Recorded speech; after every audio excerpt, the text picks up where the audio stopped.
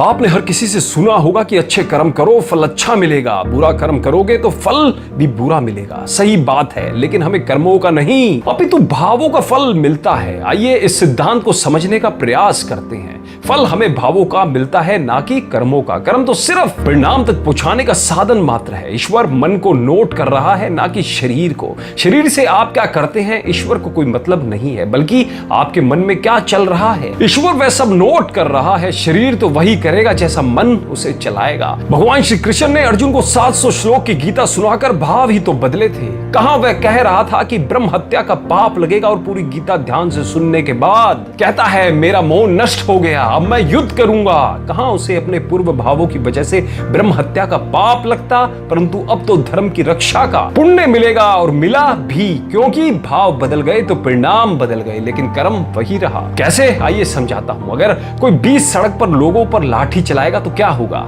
शायद पुलिस पकड़ ले जाए, शायद एक दिन जेल में भी डाल दे। पर अगर यही काम कोई पुलिस वाला करे तो उसे जेल में नहीं डालेंगे, बल्कि मेडल से नवाजा जाएगा। अब कर्म तो एक ही किया, लाठी चार्ज का, पर एक को मेडल और एक को जेल, क्योंकि कर्म के पीछे के भाव अलग अलग थे। एक का भाव हिंसा को कम करने का था तथा दूसरे का हिंसा फैलाने का। दोस्तों, व्रत उपवास में भी हम कर्म एक ही करते हैं, भूखा रहने का या भूख सहन करने का, पर भाव अथवा उद्देश्य अलग अलग होने से फल अलग अलग मिलता है। वैभव लक्ष्मी के व्रत में लक्ष्मी प्राप्ति के लिए, करवा चौथ में पति की लंबी आयु के लिए, 16 व्रत अच्छे पति के लिए, आदि आदि। सभी व्रतों में कर्म एक ही है, भूखा रहने का, पर भाव अलग अलग होने के कारण फल अलग अलग मिलता है। कर्म तो फल तक पहुंचाने का एकमात्र साधन है। भिखारी को खाना ना मिले तो 2-3 दिन तक भूखा रहता है, उसे तो किसी फल की प्राप्ति नहीं होती, क्योंकि उसके भूखे रहने के पीछे कोई भाव नहीं है। इस प्रकार अलग अलग भाव होने से फल ही अलग अलग मिलता है, चाहे कर्म समान ही क्यों ना हो। इसलिए कुछ भी कर्म करने से पहले 100 बार अपने भावों को शुद्ध करिए और फिर